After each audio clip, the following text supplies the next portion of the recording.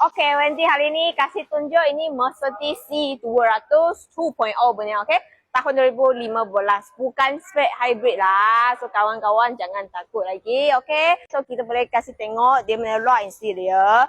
Even you kira tahun ada lama sikit, tapi design dia memang banyak warna atas. Memang kelas cantik lagi. Ini LED light, okay? Daylight pun ada.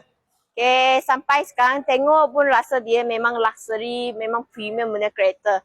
Okay, so sudah masuk dalam. So, Mercedes memang banyak signature punya aircon, bulat-bulat punya. Okay, semua boleh adjust dekat sini. Okay, ini player, adjust dekat sini. Okay, semua function lagi dia boleh sway macam ni punya. Okay, so steering dia pegang punya rasa memang banyak berat. Memang ini branded punya kereta. Okay, so seat dia adjust semua dekat sini punya. Dia spacious sikit. Seat adjust semua dekat pintu sini. Okay, lepas tu you tengok tengah dia tak ada gear kan. Dia punya gear dekat sini. Right hand punya wiper.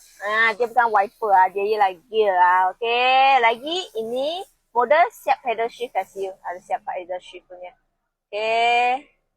So C200 belakang punya ruang, cakap dia kecil pun tak kecil. Cakap dia besar pun tak besar. Tapi memang cukup kalau satu family duduk, memang okey. Bukan spek hybrid, okey. So banyak kawan-kawan mungkin takut maintenance dia. Nanti akan siap 1 tahun punya warranty kasih kawan-kawan. Okey, siapa ada minat cepat-cepat DM saya.